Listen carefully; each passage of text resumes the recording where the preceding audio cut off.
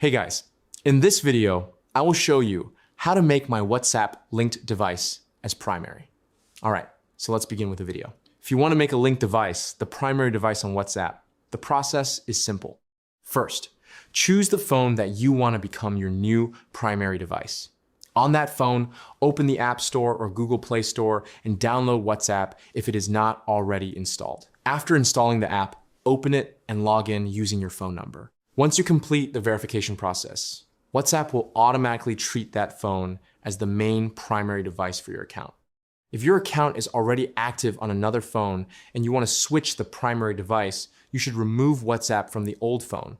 Simply uninstall the app or log out from it. Then install WhatsApp on the new phone and sign in again with the same phone number.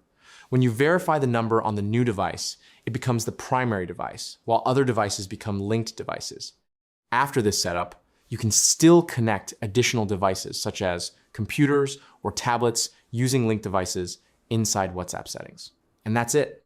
So that's basically how you can make your WhatsApp linked device as primary. So that's all for this video. See you in the next one.